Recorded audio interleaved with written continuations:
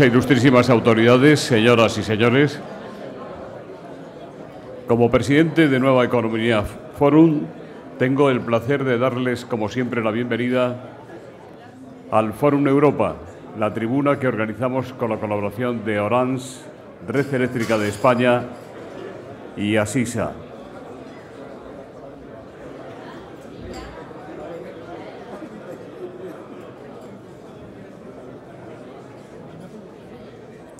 Hoy tenemos el placer de recibir como ponente de esta tribuna a un antiguo amigo de esta casa, don José Blanco, eurodiputado del Grupo de la Alianza Progresista de Socialistas y Demócratas, exministro y secretario general del PSOE, que en el Parlamento está teniendo un relevante papel en el campo de la energía y del cambio climático. Le va a presentar la presidenta del PSOE, doña Cristina Narbona. Querida Cristina, la tribuna es suya.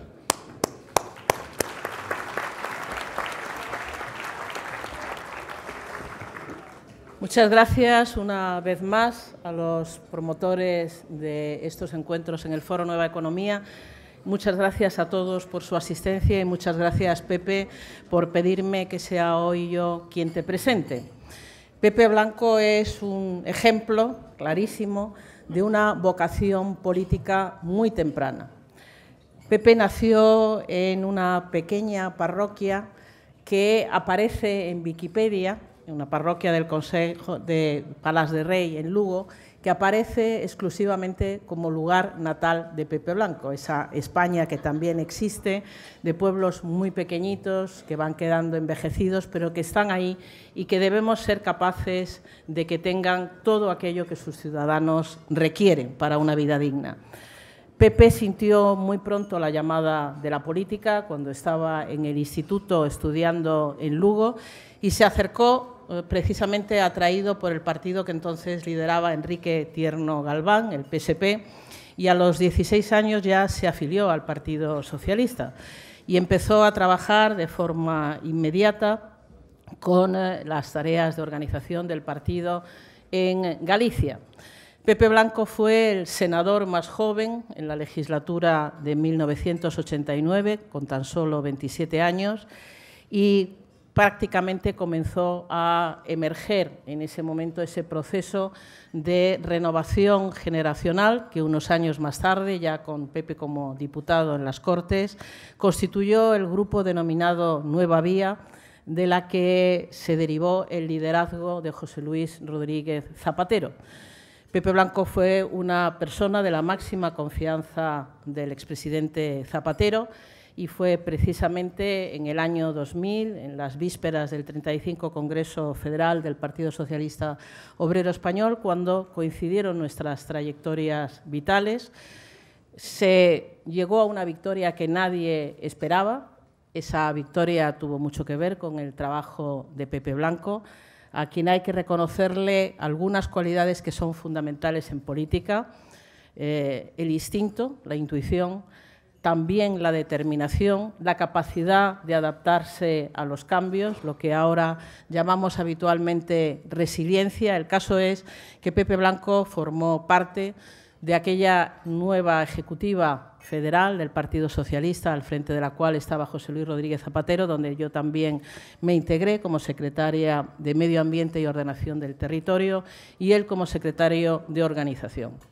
Pepe Blanco ha sido no solo secretario de organización, sino también vicesecretario general de nuestro partido, no secretario general, que antes nuestro anfitrión lo ha elevado de categoría, pero ha sido casi secretario general, ha sido vicesecretario general del Partido Socialista Obrero Español y ha sido además ministro del Reino de España, ministro de Fomento y ministro portavoz en la segunda legislatura de Rodríguez Zapatero. Pepe Blanco tiene, por lo tanto, una trayectoria muy dilatada en tareas políticas que ahora desempeña en Bruselas como eurodiputado. Pertenece a varias comisiones del Parlamento Europeo, también a la Asamblea Parlamentaria Euro-Latinoamericana, y está muy centrado desde hace ya bastantes meses en una tarea que es prioritaria para la actual dirección federal del Partido Socialista. Una tarea que tiene que ver con la necesaria transición energética, con la construcción de una Unión Europea de la Energía, y Pepe, como nos va a explicar, trabaja como ponente de una de las piezas básicas de esa transición energética, la Directiva sobre Energías Renovables, y ha contribuido con su esfuerzo y con su tesón a construir un consenso muy amplio en torno a un texto más ambicioso que el que había propuesto la Comisión Europea, pero lamentablemente menos ambicioso, bastante menos ambicioso que las propuestas que ha trasladado el Consejo Europeo recientemente. Y por eso Pepe va a tener ahora bastante tarea en ese diálogo a tres o trílogo entre las tres instituciones europeas, la Comisión, el Parlamento y el Consejo, que deberán alumbrar finalmente la norma correspondiente. Y los socialistas, desde luego los socialistas españoles, queremos que la transición energética sea ambiciosa y realista.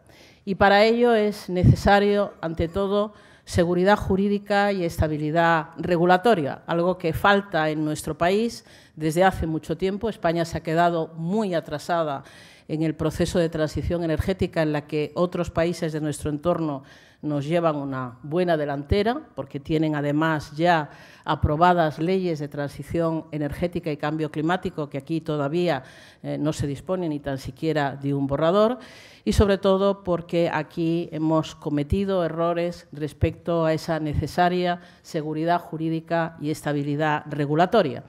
Y, desde luego, como presidenta del Partido Socialista Obrero Español, quiero agradecer este trabajo de Pepe Blanco, que lo hace en clara sintonía con las propuestas que nosotros estamos elaborando y que daremos a conocer bastante pronto, dentro de unas semanas, desde un enfoque integral.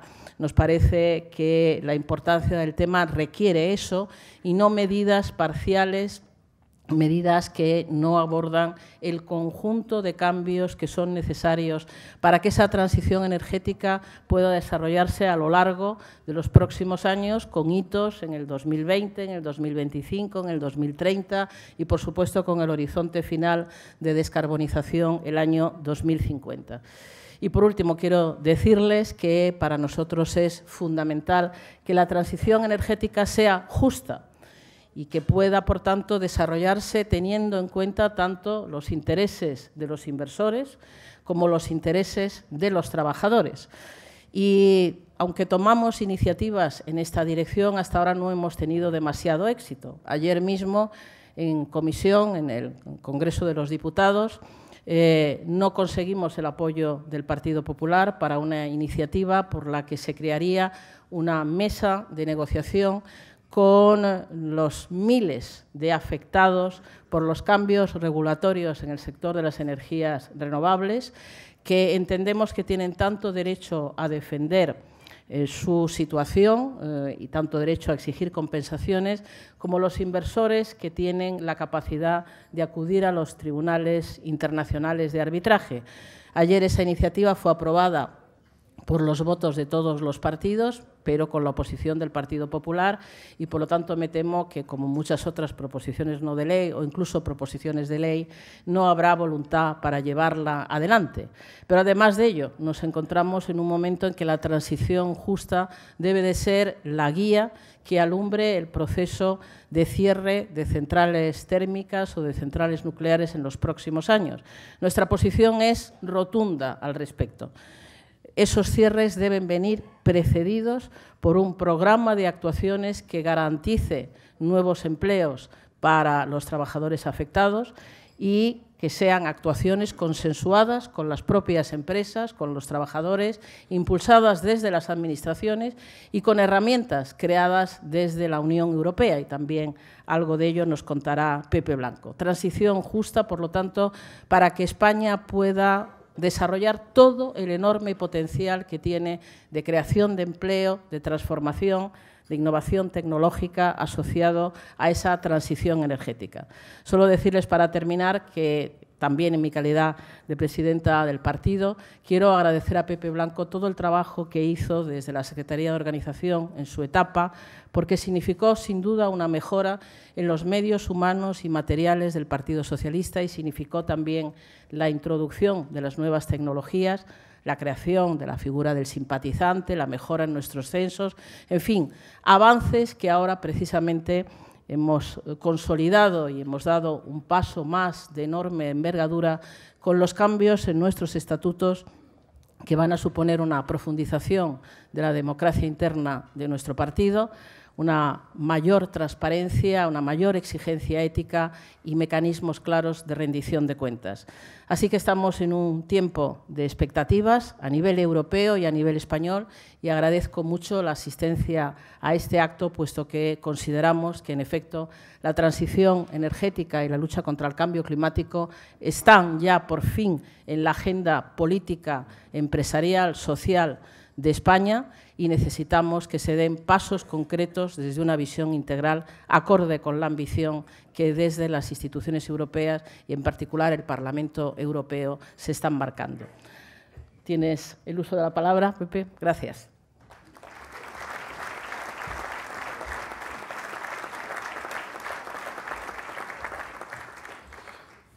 Muchas gracias. Ante todo, permítanme agradecer a José Luis su amable invitación a participar en este foro y su ejemplaridad, por lo demás conocida por todos ustedes a la hora de organizarlo.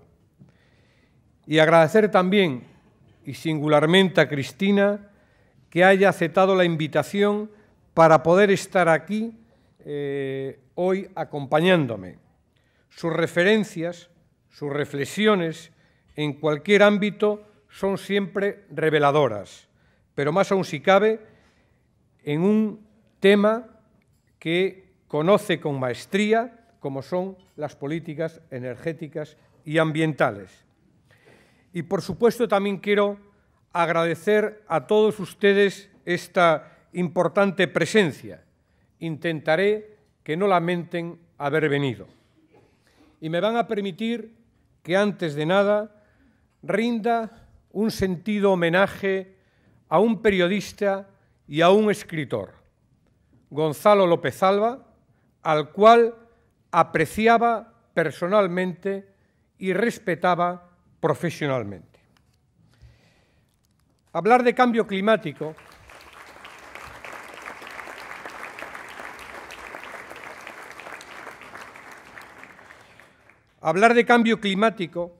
es hablar de uno de los principales desafíos de la humanidad, si no el principal.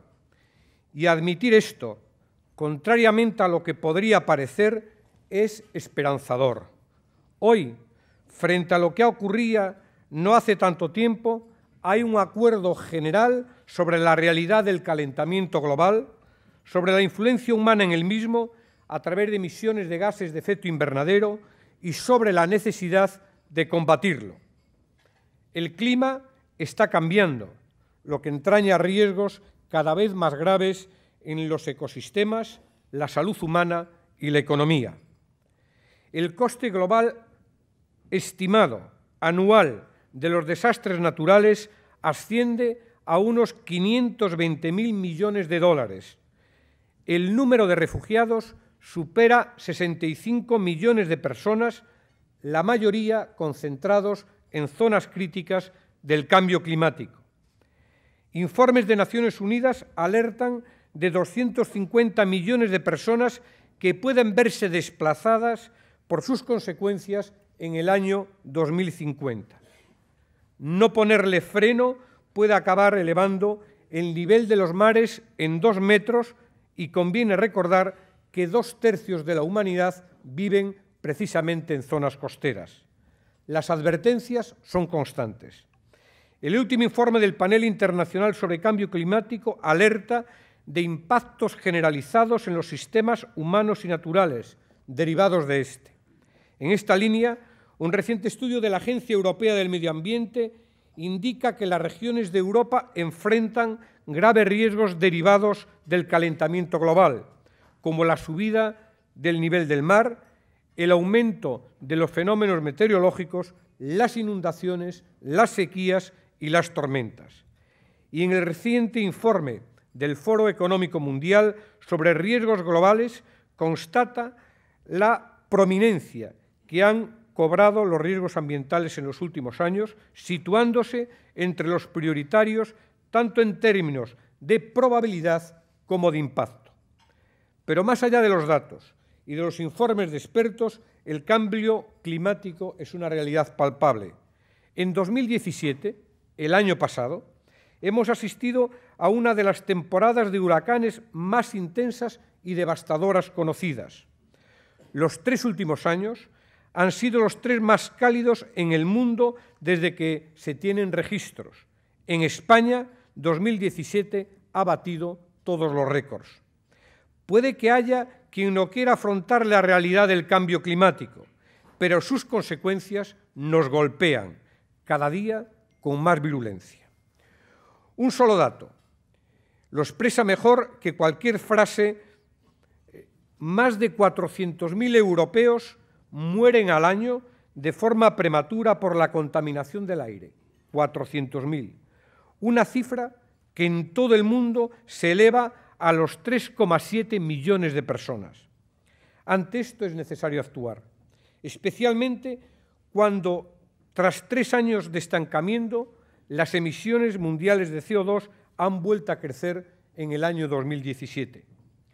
Como advertía recientemente el Centro Tyndall para la Investigación del Cambio Climático, el tiempo se está acabando para nuestra capacidad de contener el calentamiento global. Conscientes de ello, hace poco más de 2 años en París, el conjunto de las naciones del mundo se comprometieron a limitar la subida de temperaturas por debajo de 2 grados y a hacer esfuerzos en 1,5 grados sobre los niveles preindustriales. Podemos decir, y podemos decirlo con orgullo, que la Unión Europea y sus Estados miembros desempeñaron un papel crucial en la consecuencia de este acuerdo, pero también lo han hecho en su defensa, tras la espantada del Gobierno de Estados Unidos, del Gobierno de Trump, al reafirmar su compromiso de liderar la lucha mundial contra el cambio climático. Desde luego, en este ámbito la Unión Europea la avala una trayectoria de largo recorrido que se remonta a los años 90 con los programas de promoción de energías renovables y de eficiencia energética y los sucesivos paquetes de energía y clima que han servido para impulsar hitos como el sistema de comercio del derecho de emisiones de carbono. Estos programas están dando sus frutos. De acuerdo a los últimos informes de la Agencia Europea del Medio Ambiente, la Unión Europea, de manera conjunta, está en condiciones de conseguir las metas fijadas para el año 2020, que incluye un recorte del 20% de emisiones de gases de efecto invernadero, un 20% de mejora de la eficiencia energética y un 20% de uso de renovables. Aunque conviene ser cautos en relación con esto, los últimos datos hechos públicos por Eurostat hace 3 semanas constatan que la Unión Europea había alcanzado en el año 2016 un 17% de cuota de renovables, es decir, 3 puntos por debajo de los objetivos fijados para el año 2020.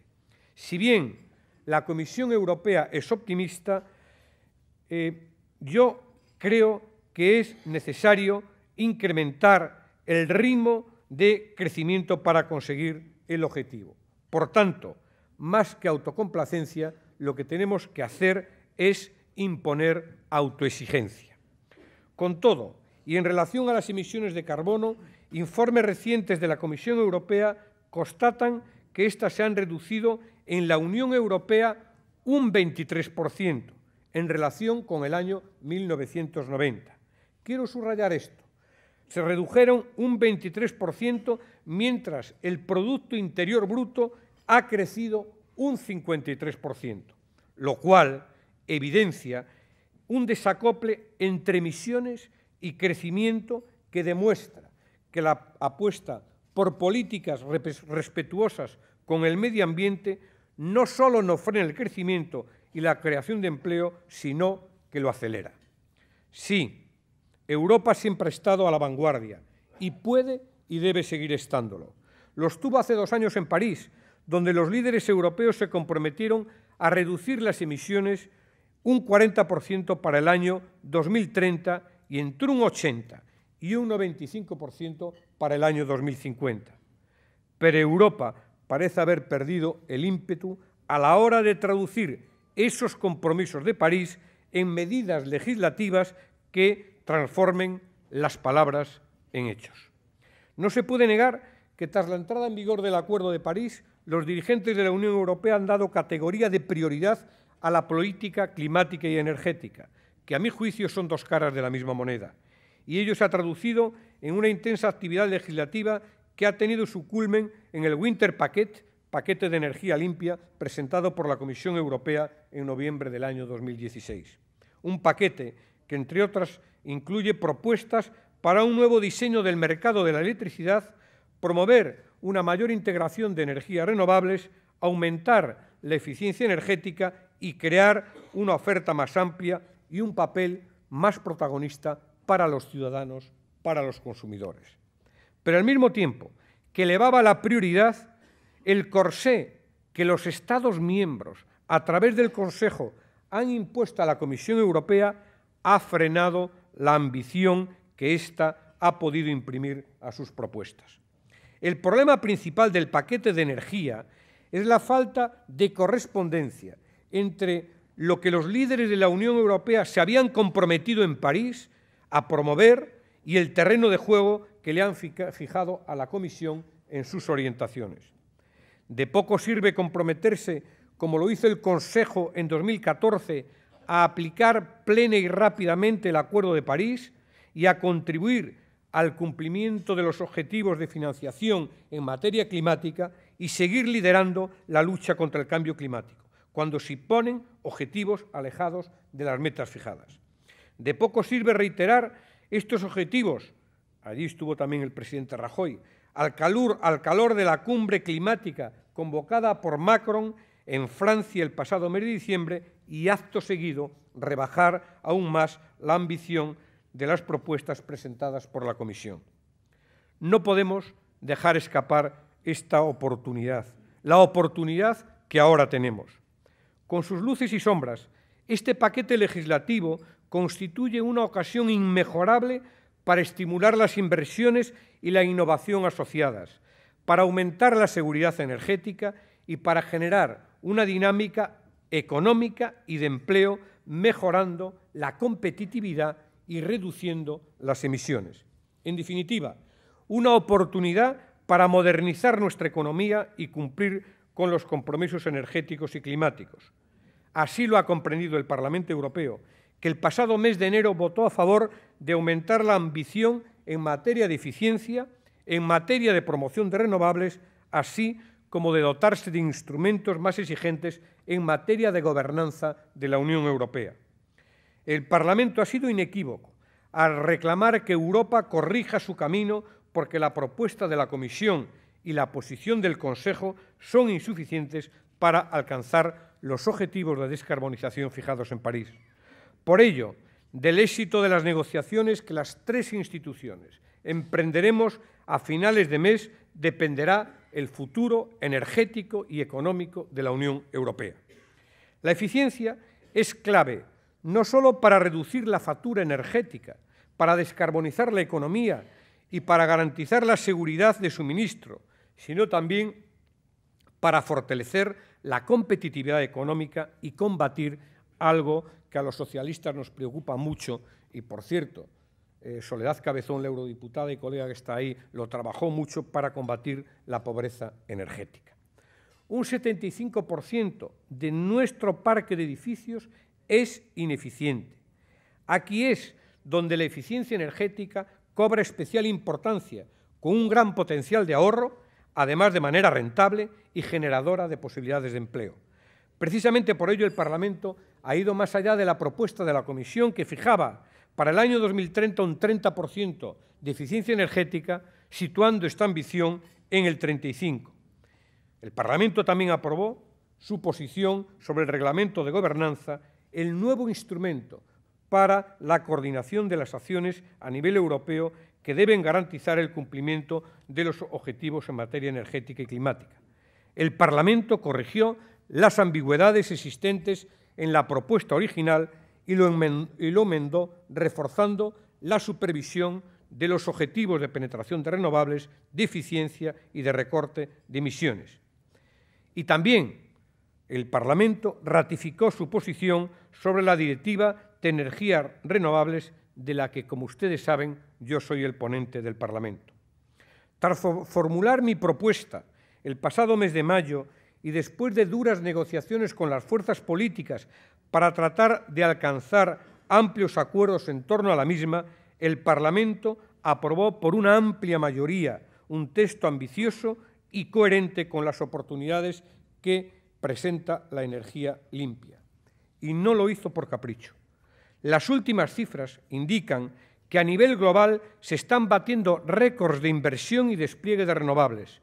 Los costes, señor Nadal, se han reducido considerablemente en tecnologías de producción más maduras a una velocidad mucho mayor de la esperada. Citando el último informe de la Agencia Internacional de Energías Renovables, IRENA, el coste de la solar fotovoltaica ha caído un 73% desde el año 2010 y se espera que se reduzca a la mitad en el año 2020. En cuanto al coste de generación con energía eólica terrestre, este ha disminuido alrededor de un 25% a lo largo de la década. El mismo informe, el informe de IRENA, destaca que la eólica terrestre se está contratando, quédense con este dato, habitualmente a 4 centavos de dólar por kilovatio. Para que se hagan una idea, el rango de costes para la generación de energía con combustibles fósiles oscila entre los 5 y los 17 centavos. La Unión Europea, por lo tanto, no puede perder pie si no quiere no solo incumplir sus compromisos, sino poner en cuestión su propio desarrollo futuro. Se trata de algo que ahora mismo no está asegurado.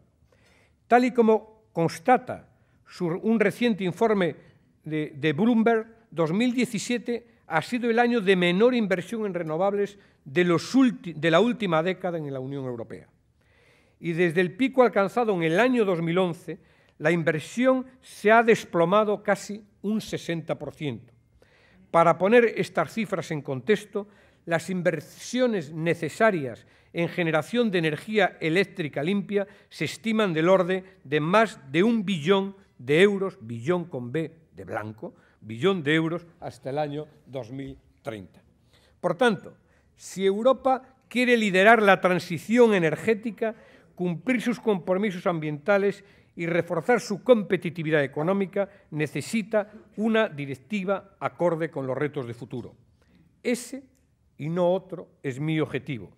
El Parlamento lo ha comprometido, de ahí que con el acuerdo de fuerzas de todo el arco parlamentario y el único rechazo de los euroescépticos hayamos puesto encima de la mesa propuestas ambiciosas para superar el inmovilismo de los Estados miembros.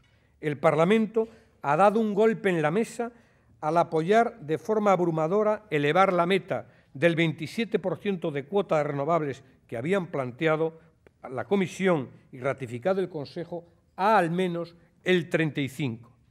Necesitamos claramente una meta que incentive las inversiones. La propia Comisión reconoce que sin actualizar las políticas vigentes se alcanzará un 27% en el año 2030. Yo me pregunto, ¿qué mensaje estamos trasladando con una meta que no varía del escenario tendencial? Sin embargo, en diciembre el Consejo ratificó el 27%, ignorando la realidad y los estudios más recientes, como el de la Agencia Internacional de Energías Renovables, que sitúa en el 34% el despliegue rentable, para que nadie hable de los costes, el despliegue rentable de renovables en Europa. Pero otro de los caballos de batalla es el cómo aseguramos que los Estados miembros se comprometan con la transición hacia un sistema basado en energías limpias. Para ello, el Parlamento ha fortalecido los criterios para el establecimiento de los planes de apoyo, aunque los basados en mercado promueven una mayor competencia, aquí hay gente de competencia, y bajan los costes del fomento de renovables, pueden no resultar eficaces desde el punto de vista del sistema y la sociedad. Por esto, se ha establecido que los Estados miembros puedan decidir sobre su diversificación tecnológica para así poder tener en cuenta sus condiciones ambientales, geográficas o climáticas específicas. Asimismo, para movilizar y abaratar la financiación, también es necesario un marco regulatorio seguro. A ello hacía mención Cristina en la presentación. Justo lo contrario de lo que han provocado los cambios retroactivos introducidos en las políticas de apoyo a las renovables en varios Estados miembros, entre ellos nuestro país. Esto ha provocado pérdida de confianza e inseguridad en el sector, ha provocado falta de acceso a la financiación, nuevas instalaciones, ha perjudicado seriamente a la industria y también al mantenimiento o creación de empleo. Y no nos llevemos a engaño, estamos hablando de un conjunto de medidas que generan en el conjunto de la Unión 1 millón de puestos de trabajo y una expansión del PIB de un 0,7%, que será mayor si incrementamos la ambición. Por lo tanto, blindar la Unión Europea como territorio seguro jurídicamente es crucial para garantizar la llegada de las inversiones que necesita movilizar este proceso de transición energética. Por tanto, se prohíben las medidas retroactivas. Es más, hemos defendido la inclusión de compensaciones en caso de cambios extremos que afecten considerablemente a la viabilidad económica de los proyectos apoyados. En cuanto al autoconsumo, lo hemos reconocido como un derecho y hemos eliminado trabas administrativas, así como las tasas a la energía autoconsumida que no pasa por las redes en ningún momento. De esta manera se asegura que los autoconsumidores tienen un marco regulatorio justo para su actividad. Y permítanme un inciso. No puedo entender el empecinamiento del Gobierno español en medidas como el impuesto al sol. No solo ha forzado al Consejo a contemplar la autorización de medidas como esa, sino que incluso ha intentado forzar en el Parlamento una votación en el mismo sentido, con el resultado que todos conocen, y si no conocen se lo digo yo, el 90% de la Cámara ha votado en contra. Yo me pregunto, ¿es este el ejemplo de lo que quiere hacer el Gobierno de España cuando anuncia una ley contra el cambio climático? Si hay un camino en la lucha contra el calentamiento global, es justamente el contrario. En materia de transportes, en el Parlamento apostamos por elevar el objetivo de penetración de renovables en un sector que representa cerca de 1/3 del conjunto final de energía de la Unión Europea y que sigue dominado en un 94% por los combustibles fósiles. Los que viven en ciudades como Madrid, está aquí nuestra portavoz municipal, sabemos que además existen graves problemas de polución que ponen en riesgo nuestra salud, por no hablar de la congestión. Por lo tanto, debemos repensar el transporte, apostando por la electromovilidad e impulsando los combustibles renovables avanzados. Y para ello hacen falta infraestructuras. Por ejemplo, con una adecuada red de puntos de carga facilitaremos la adopción de la movilidad eléctrica. Como ven, el Parlamento ha aprobado un amplio catálogo de medidas concretas para hacer cumplir lo prometido en París. En breve, próximo día 27, Parlamento y Consejo comenzaremos las negociaciones para tratar de llegar a un acuerdo sobre los textos finales. Las posiciones están muy alejadas, por lo que las negociaciones no serán nada fáciles. Pero les anuncio que la posición del Parlamento, mi posición, es clara y estoy determinado a librar esta batalla. Con todo, los Estados miembros debieran reflexionar, a mi juicio, antes de que empecemos la negociación y revisar la propuesta que nos han hecho porque va en contra del signo de los tiempos. En primer lugar, porque, reitero, contraviene lo comprometido en París.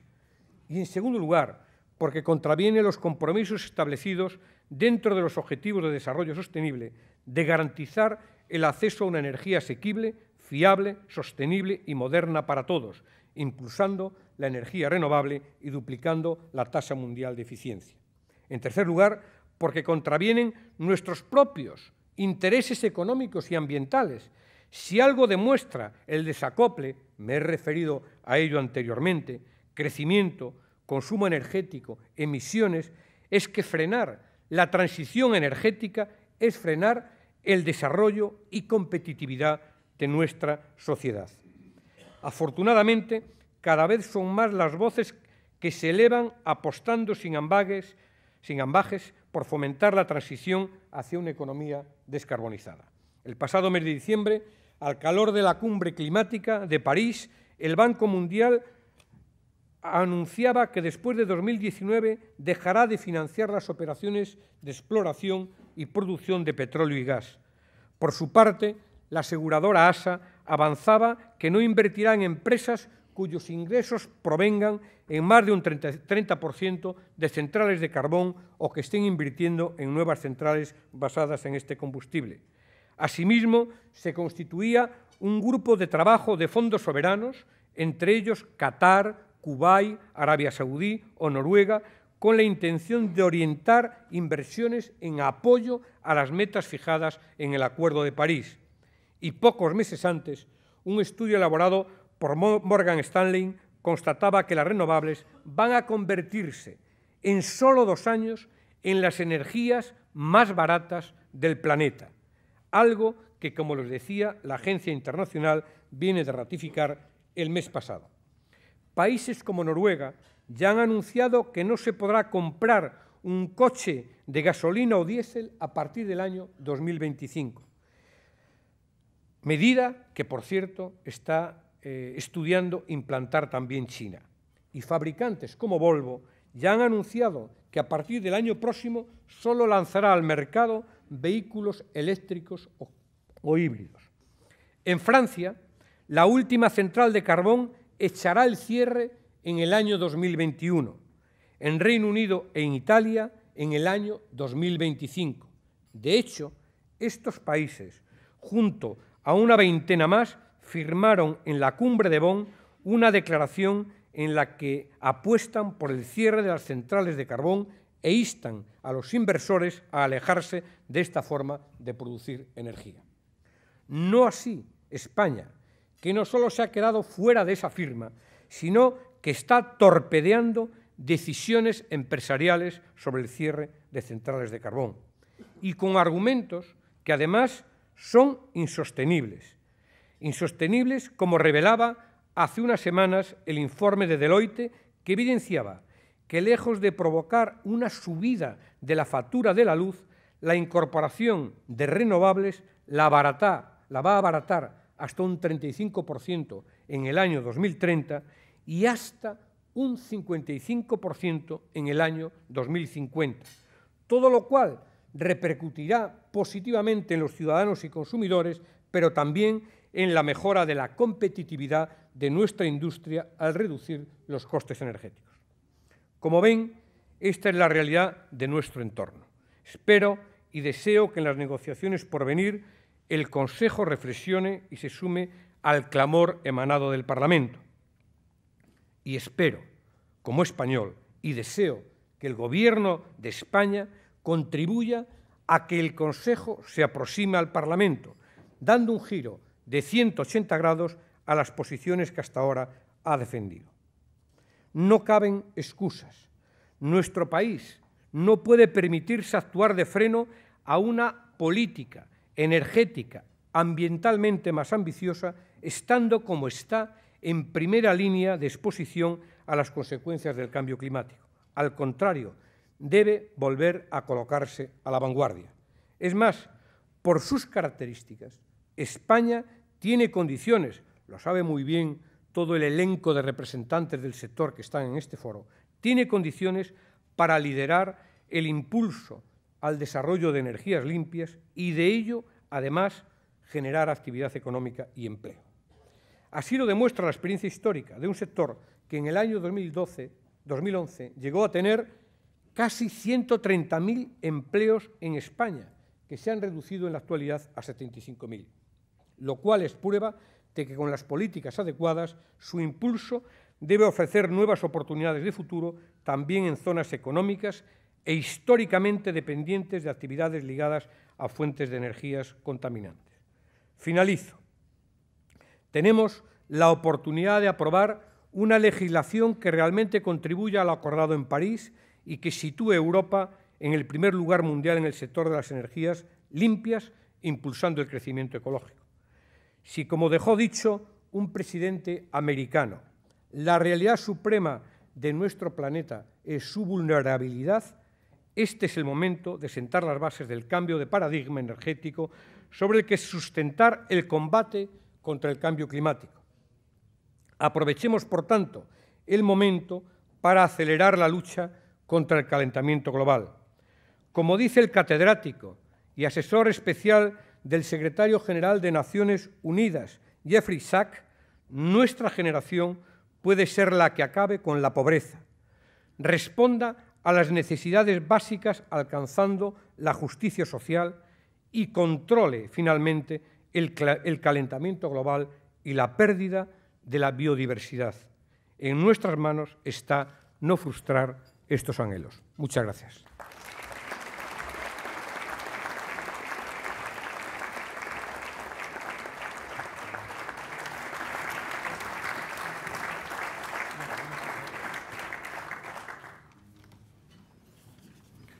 Bueno, pues a ver cómo me organizo, porque no dejan venir preguntas. Muchas de ellas tienen que ver con cosas que usted ya ha dicho, pero le voy a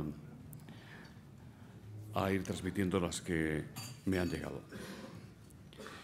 Álvaro Dorado Baselga, de Alcoa, dice: ¿qué papel le otorga a la industria electrointensiva para conseguir los objetivos climáticos de la Unión Europea, en especial en lo que se refiere a mecanismos de interrumpibilidad que permitan integración renovable o a acuerdos de largo plazo de suministro de energía con nuevas instalaciones renovables?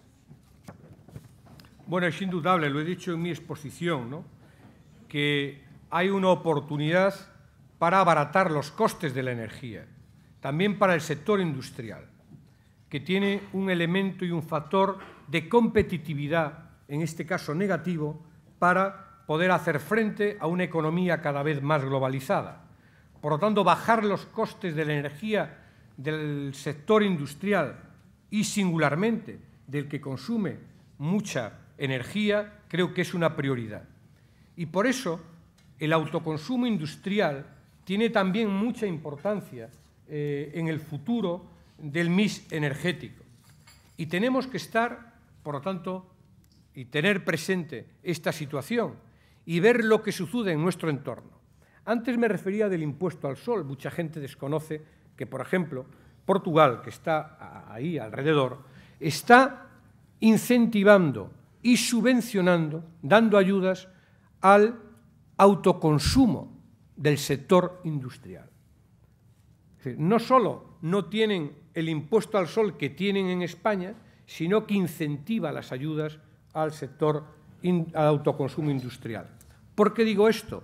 Porque está introduciendo elementos de competitividad negativos para España, que tiene que competir en inferioridad de condiciones.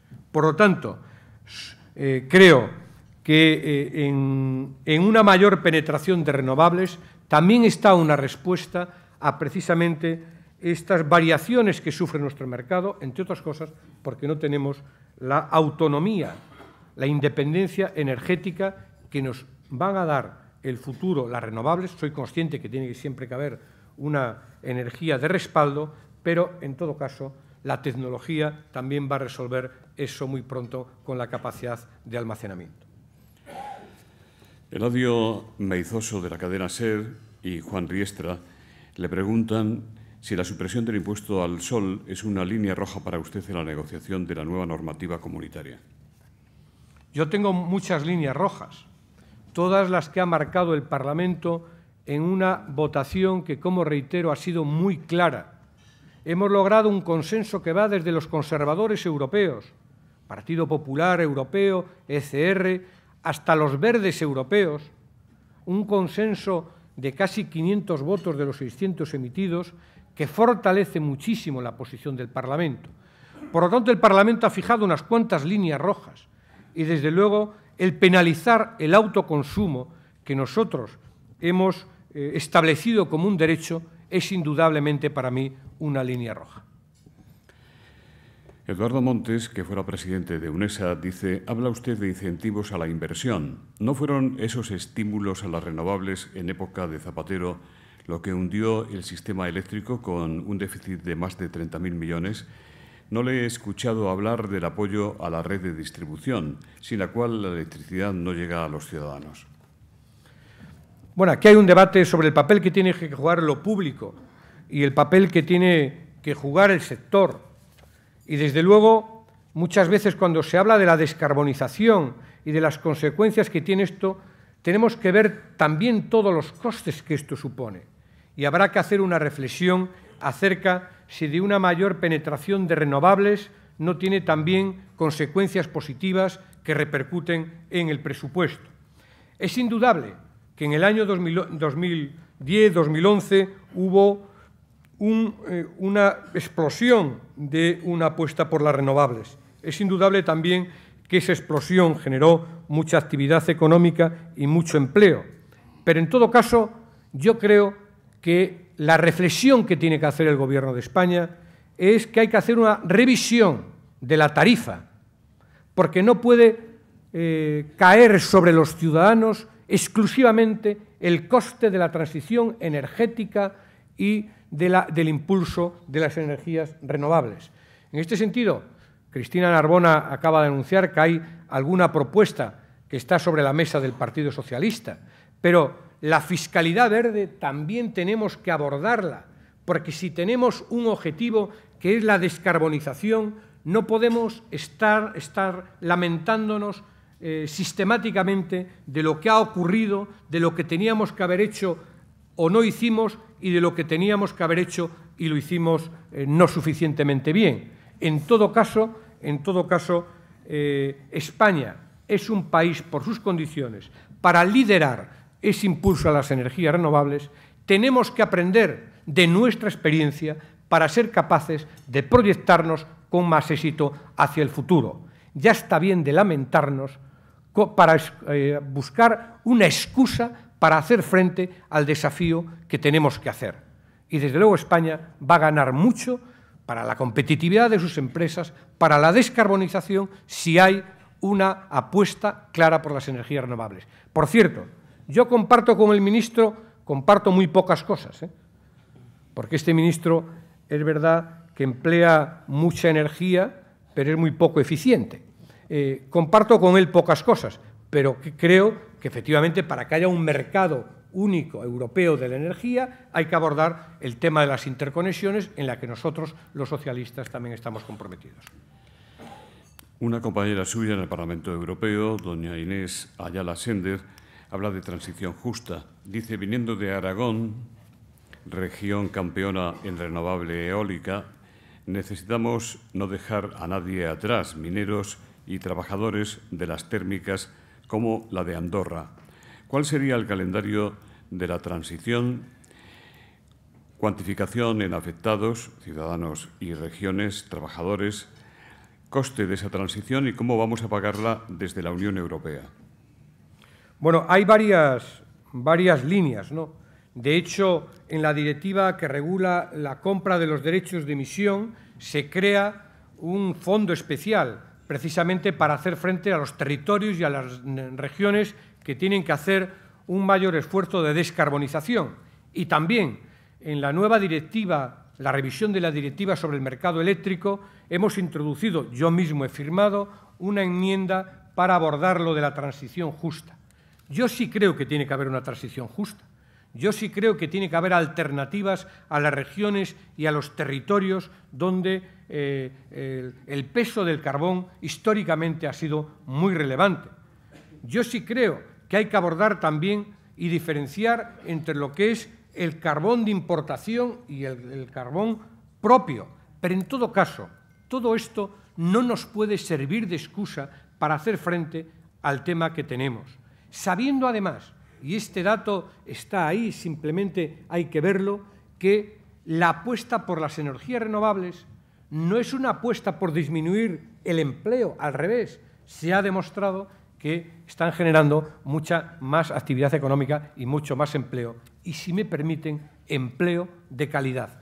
Por lo tanto, descarbonización sí, pero acompañada de los mecanismos para garantizar una transición justa. Yo estoy seguro, aún no se ha aprobado, pero la enmienda de compromiso el ponente la ha aceptado, que ha aceptado lo que hemos sugerido los socialistas europeos para que la transición justa quede contemplada en la revisión de la directiva del mercado eléctrico, precisamente para hacer frente a los desafíos que tenemos. Por eso no comprendo cómo el señor Nadal no invierte toda la energía en ver cómo puede impulsar también y presentar un proyecto para hacer una transición justa, equilibrada en nuestro país y no estos abruptos cambios regulatorios que, como ha establecido la Comisión Nacional del Mercado de Valores, de la competencia, no lo digo yo, lo dice la Comisión en su informe, lo único que genera es incertidumbre y desasosiego.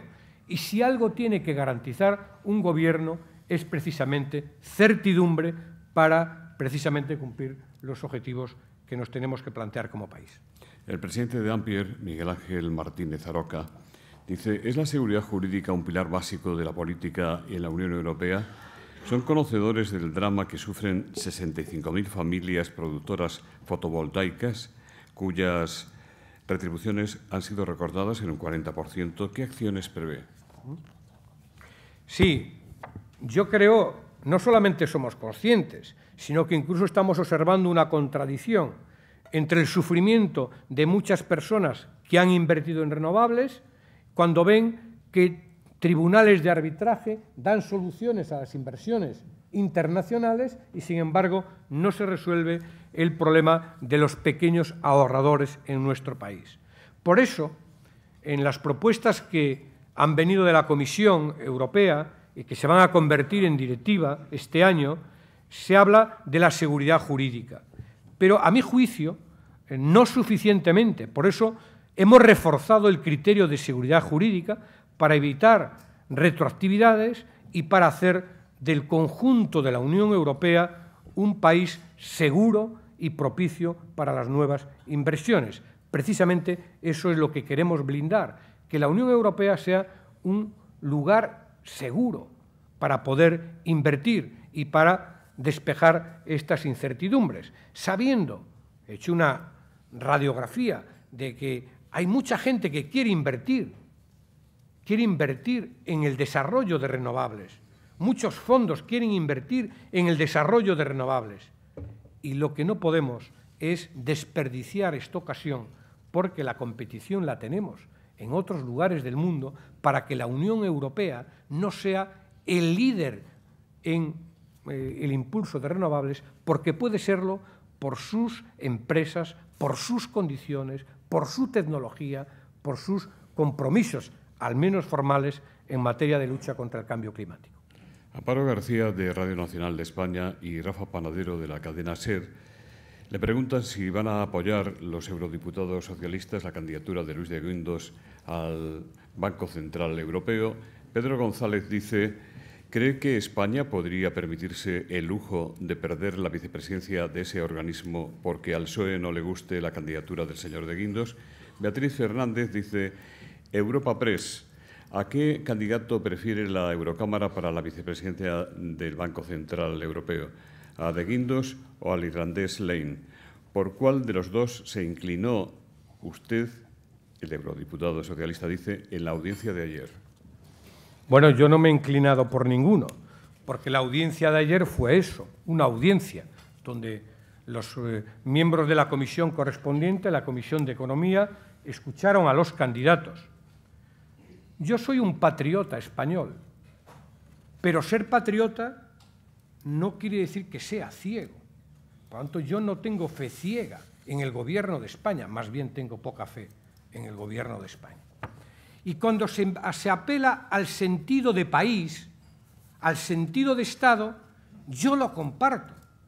Hay determinadas materias donde tiene que haber un compromiso y un acuerdo de Estado. Pero para que haya un compromiso y un acuerdo de Estado, tiene que haber un proceso de diálogo acordado con todos los actores políticos. Es decir, lo que no puede el Gobierno de España es tomar una decisión unilateralmente y luego pedirle a los demás que apoyen ciegamente la decisión que han adoptado en función del interés de España. Claro que nos jugamos mucho en este envite, pero yo me pregunto, ¿es el mejor candidato de Guindos sabiendo su currículum? Él es el responsable de que haya quebrado Lehman Brothers, ¿no? Él nos ha hecho un diagnóstico bien reciente diciendo que el rescate de las entidades financieras no le iba a costar un duro a las arcas públicas. Lo ha dicho él, no lo he dicho yo. Él nos ha dicho hace poco tiempo que el Banco Popular estaba saneado y era solvente. Es decir, con este currículum, ¿qué seguridad nos da para que le apoyemos ciegamente? Permítanme que algunas dudas tengamos que tener, y ya no hablo de los informes que él avaló en alguna consultora en relación con la fusión de las cajas de ahorro en mi tierra, que también nos costaron al erario público 8.000 millones. Esta es la reflexión. Por lo tanto, yo comprendo las dudas. Por cierto, y el Banco Central Europeo está haciendo una política de estímulos que era contraria a la política que estaba haciendo el Gobierno de España. Por lo tanto, claro que tenemos algunas dudas. ¿Vamos a obstaculizar la candidatura? No, pero nadie nos va a obligar a que callemos y mostremos nuestras dudas, como está mostrando la dirección federal de mi partido. Por lo tanto, esa es mi posición. Juanma Romero, del Confidencial, dice: usted ha sido responsable de organización muchos años. ¿Comparte la filosofía del nuevo reglamento del PSOE que refuerza el poder de la Ejecutiva Federal y de las bases y se lo resta a los varones? ¿Se hace en el PSOE, se hará el PSOE más centralista? Bueno, efectivamente, yo he sido responsable de organización del partido, lo ha subrayado Cristina, durante algún tiempo. Y como lo he sido, los temas orgánicos han dejado de formar parte de mis prioridades. Como ven, mi prioridad ahora es la energía, el cambio climático, y por lo tanto esta ya no es mi prioridad. Conozco del reglamento lo que han publicado los medios de comunicación. Pero en todo caso les diré una cosa. Usted ha apelado a que yo he sido el secretario de organización. Creo que está bien traído. Si la propuesta emana del secretario de organización del partido, me parece bien. Y si además de haberlo propuesto el secretario de organización de mi partido, lo ha acordado con los responsables territoriales, me parece doblemente bien. Rafa Panadero, de la cadena SER, le pregunta por qué han fracasado las negociaciones en Venezuela. ¿Por la desunión de la oposición, por la falta de flexibilidad del Gobierno, por el mal trabajo de Zapatero como mediador? Usted ha firmado el manifiesto junto con otras 200 personas en favor de la gestión del presidente Zapatero en Venezuela. Mire, bueno, yo no sé por qué han fracasado las negociaciones. Yo creo que las negociaciones todavía no se han interrumpido. Pero en todo caso, Rodríguez Zapatero, lo sabe todo el mundo, y quiero recordarlo, es una persona básicamente de diálogo. Es una persona comprometida como el que más por la democracia. Forma parte de sus convicciones profundas y así lo ha demostrado en el ejercicio de su función como presidente del Gobierno de España. Y además es una persona desinteresada, es decir, diálogo, democracia y persona desinteresada. Y estoy seguro de que su trabajo convencido, dará frutos. Algunos ya los dio, como recuerda hoy en un artículo excelente el que fue ministro de Exteriores, Moratino, en un medio de comunicación. Algunos habían pronosticado una guerra civil hace poco tiempo, que no se ha producido, entre otras cosas por el esfuerzo de diálogo y de entendimiento que se viene propiciando. Lamento que no se comprenda su papel y de que no se aprecie su papel, probablemente porque hay gente que no quiere ni diálogo ni acuerdo, que lo que quiere son imposiciones. Esta es mi opinión, pero creo que deberíamos de tener una mayor consideración y respeto al trabajo que se está haciendo. Y creo que ya ha dado muchos frutos. Yo mismo en una ocasión he sido testigo de una conversación, porque estaba con el presidente en ese momento, como un opositor de los conocidos manifestó el agradecimiento por el papel que había jugado para su liberación. Yo mismo he sido testigo de esa conversación del opositor y de la familia del opositor. Por lo tanto, bien pronto nos olvidamos de las cosas que se fueron alcanzando por el camino y nos situamos en un momento donde hay muchos intereses contrapuestos. Pero, desde luego, el único interés del presidente Zapatero es que se restablezca plenamente la democracia, que el diálogo conduzca a eso y, además, reitero, que a mí me parece muy importante, ha estado horas y días durante los últimos 2 años, lo hace totalmente de forma desinteresada. Daniel Basteiro, de El Español, dice: usted apoyó a Susana Díaz en las primarias del PSOE. Más de 6 meses después, ¿cree que Pedro Sánchez será presidente del Gobierno? ¿Qué tiene que hacer para conseguirlo? ¿Va por buen camino? Ana Domínguez dice: ¿está usted de acuerdo con El Mundo, que hoy señala en sus páginas que Ciudadanos está asumiendo el protagonismo de oposición que le correspondería y correspondió al PSOE? También le preguntan si debería facilitar el Partido Socialista la aprobación del presupuesto general del Estado para que el Gobierno no tenga que claudicar de nuevo ante la minoría vasca.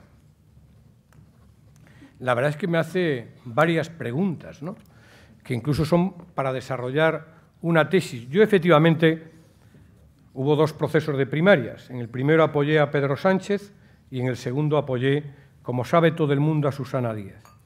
El Partido Socialista se ha dotado de un proceso de selección competitiva y, una vez que pasa ese proceso, lo que tenemos que hacer es competitivo al partido. Por eso, todo el mundo tiene la obligación, desde la aceptabilidad del resultado, en contribuir a hacer competitivo al Partido Socialista. Yo soy un observador de las encuestas desde el año 2000.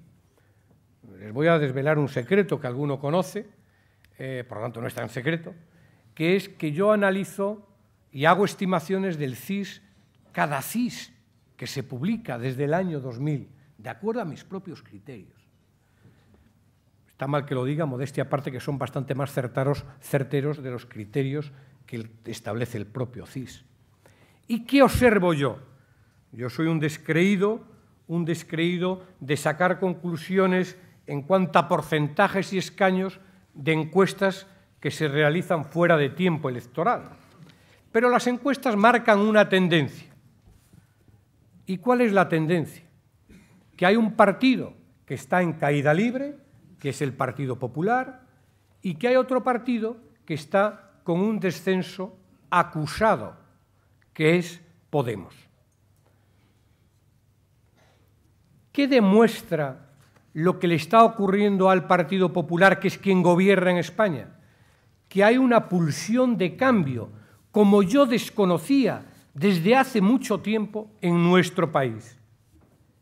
Y yo estoy convencido de que el Partido Socialista, que tiene experiencia contrastada de gobierno y que además está planteando nuevas propuestas para los nuevos desafíos, es quien está en mejores condiciones para transformar esa pulsión de cambio en voto de cambio hacia el Partido Socialista.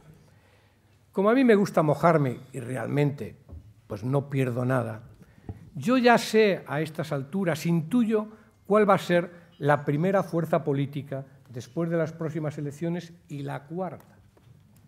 No sé quién va a ser la segunda y la tercera, pero quédense con lo que les digo y recuérdenlo algún día. El Partido Socialista ganará las próximas elecciones, será la primera fuerza política de España y Podemos será la cuarta fuerza política de España. Los demás que sigan jugando. Lo saben bien los futboleros, cuando uno se hace fuerte en el centro del campo es cuando está en mejores condiciones de ganar el partido. Y frente a esta polarización que le funcionó al PP en las pasadas elecciones, yo creo que tenemos una gran oportunidad. Porque cuando la gente dice, no, es que en las pasadas elecciones el PP y Podemos se retroalimentaban y el miedo a Podemos es el que frenó ya el deseo de cambio, que no era tan acusado, que había precisamente en la sociedad española hace 2 años. Y además hay otro elemento que juega a favor del Partido Socialista. Voy a hacer también otro pronóstico, que por cierto me parece absolutamente, Cristina, sorprendente que el Gobierno de España nos esté diciendo que va a agotar la legislatura con presupuestos o sin presupuestos. Le da igual, aunque esté paralizado el país, le da igual, va a aguantar. Y yo lo creo, que Rajoy va a aguantar hasta el final. Para 2 cosas, para aguantar él y también para hacer su sucesión. Él sabe por qué aguanta hasta el final y algunos lo intuimos también. Pero en todo caso, cuando los tiempos políticos de Rajoy no son los tiempos políticos que favorecen a su partido. No voy a desvelar porque no quiero meterle el dedo a Rajoy más de lo necesario, pero él lo sabe y yo también intuyo cuál es la razón. Y luego, estos días me sorprende muchísimo que los que llegaron a la política hablando de lo nuevo, resulta que están haciendo cosas que se aleja bastante de lo nuevo. He visto cómo fugazmente Podemos y Ciudadanos se ponen de acuerdo sobre la reforma electoral. Es decir, había vetos para hacer un gobierno alternativo, para resolver los problemas de los ciudadanos, pero no hay vetos para resolver sus propios problemas, lo cual demuestra que están pensando más en ellos mismos que en los problemas de la gente. Y realmente hay muchos temas serios encima de la mesa. Además del de Cataluña, que si me lo permite el ponente, algún comentario querría hacer. Sí, tengo varias preguntas sobre Cataluña. Bueno, pues me lo dejamos. No faltaba más. Miguel Manrique, el problema en Cataluña, ¿no cree usted que es producto de haber el PSC introducido a los separatistas de Esquerra Republicana en el gobierno catalán? Luisa Donaire dice, ¿usted es partidario de que Rajoy tome medidas en el marco del 155 ante el bloqueo constitucional en Cataluña? ¿No debería haberse hecho antes, que para eso está el 155 y recibió el apoyo de los socialistas? Bueno, yo creo que hay un error importante, donde la responsabilidad, en buena medida, porque claro, como ahora vivimos al día a día y nos olvidamos de la historia, la tiene el Partido Popular, obviamente, ¿no? Cuando se aprobó un estatuto de autonomía en las Cortes Generales y cuando ese estatuto de autonomía fue ratificado por el conjunto de los ciudadanos de Cataluña mayoritariamente, el Partido Popular recorría España recogiendo firmas en contra de ese estatuto que había emanado de la voluntad democrática del Parlamento español y que había sido ratificado mayoritariamente por el pueblo de Cataluña. Y lo recorrieron al Tribunal Constitucional. Y el Tribunal Constitucional emitió una sentencia. Para mí, hubo una respuesta fallida cuando el Tribunal Constitucional hizo esa reflexión sobre el estatuto, esa sentencia, que yo no cuestiono. En aquel momento la política tenía que haber respondido: haremos la reforma constitucional que sea necesaria para hacer constitucional el estatuto que habían votado las Cortes Generales y que habían votado los ciudadanos. Eso hubiera resuelto el problema de Cataluña durante 20 años. Por lo tanto, un error de bulto del Partido Popular y un error, si me lo permiten, de no ser capaces de responder a lo que había determinado el Tribunal Constitucional. El segundo error de bulto, que es muy típico del gobierno actual, es haberse cruzado de brazos Mariano Rajoy durante tanto tiempo en la legislatura pasada que tenía mayoría absoluta. Remarco esto de tenía mayoría absoluta. ¿Y por qué lo digo? La semana pasada pasó desapercibida, pero hubo una declaración muy reveladora ante el juez Llanera por parte de uno de los Jordi, no sé cuál de ellos, que dijo: nosotros éramos conscientes de que el referéndum del 1 de octubre era un referéndum ilegal, pero también lo había sido el del 9 de noviembre del año 2014. Y como no había pasado nada, pues entendíamos que volvería a no pasar nada. Es decir, le pregunto a Rajoy, ¿por qué no fue capaz en el año 2014 de tomar la decisión de aplicar el 155 de la misma forma que lo hizo ahora, que tenía mayoría absoluta, para frenar un acto de vulneración de nuestro ordenamiento constitucional y legal? Pues es de aquellos lodos tenemos estas aguas. Es decir, como no pasó nada, también se interpretó de que podía no haber pasado nada. Por lo tanto, yo creo que el Partido Socialista hizo bien lo de apoyar la aplicación del 155, porque es restablecer el Estado de Derecho,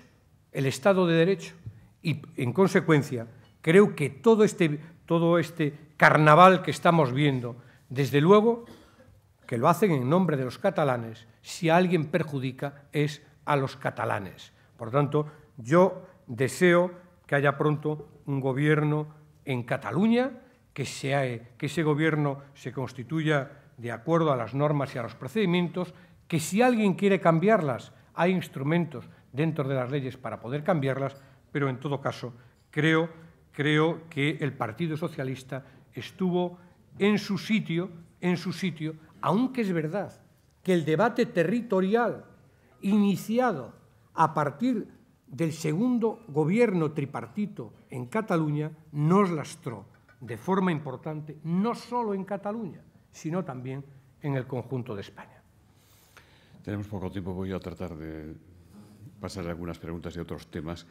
Carlos López Combarros le pregunta qué opina de la sentencia del Tribunal de Derechos Humanos de Estrasburgo en el asunto de la detención de los 2 etarras de la T4. Bueno, como siempre yo respeto todas las sentencias y, por lo tanto, también esa sentencia no me gusta. Yo creo que puede haber alguna dosis de exageración, pero la comprendo. Por eso es tan importante el proceso de selección de las personas que tienen que formar parte de ese tribunal. Y el Gobierno de España, permítanme que lo diga, no ha estado a la hora de promover candidatos para cubrir las vacantes que se han producido en ese tribunal. Miguel Ángel Noceda, del diario El País, le pregunta cómo evalúa el papel del comisario Arias Cañete en contraposición con la del ministro Nadal. Por cierto, hace unas semanas en este mismo foro estuvo el comisario y halagó mucho su trabajo para el informe que ha aprobado mayoritariamente el Parlamento. Yo le agradezco al comisario sus palabras. Yo creo que está haciendo un trabajo razonable también en la Comisión Europea en torno al paquete de energía limpia, al Winter Paquete, que contrasta con la posición del Gobierno de España. Lo que le tengo que pedir es que ante el proceso de diálogo que se va a abrir el próximo día 27, en la que va a estar él sentado en nombre de la Comisión Europea, en la que voy a estar yo sentado en nombre del Parlamento Europeo y el Consejo, pues que se alinee con las posiciones del Parlamento y así seremos 2 contra 1 y nuestra batalla será más fácil. Yo estoy seguro de que podremos alcanzar grandes acuerdos y yo confío plenamente en que la posición de la Comisión esté más alineada con la posición del Parlamento que con la posición del Consejo. May Mariño, de Servimedia, le pregunta si se ve usted repitiendo en las listas europeas para continuar como eurodiputado. Y le pregunto yo, ¿y si no es eso, qué sería? Yo he dicho que siempre había más vida más allá de la política, ¿no? Incluso algunos plantearon, cuando me incorporé a las listas del Parlamento Europeo, me incorporó la actual dirección, que iba al Parlamento Europeo a una jubilación dorada.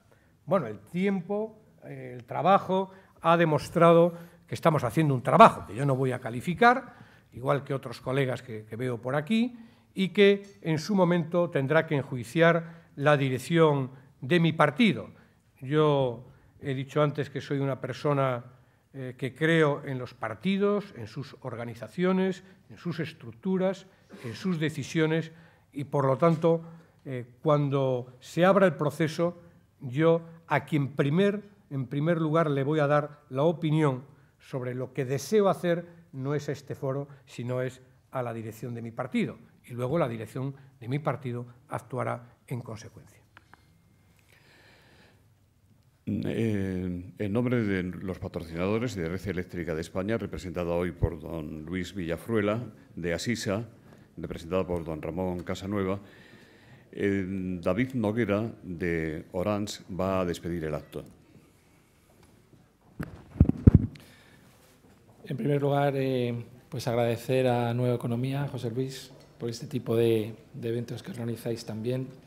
Agradecimiento también a los patrocinadores, a Red Eléctrica, a Sisa y a Orange, y agradecimiento a Pepe Blanco por su magnífica ponencia. Me quedo con que es compatible el crecimiento con el medio ambiente, y en cuanto a la necesaria regulación, que en ese aspecto nosotros como Telecos también nos afecta de forma importante, pues que sea justa, equitativa en cuanto a los distintos agentes que participan, los distintos actores, y que sea razonable en cuanto a su alcance. Y muchísimas gracias por todo.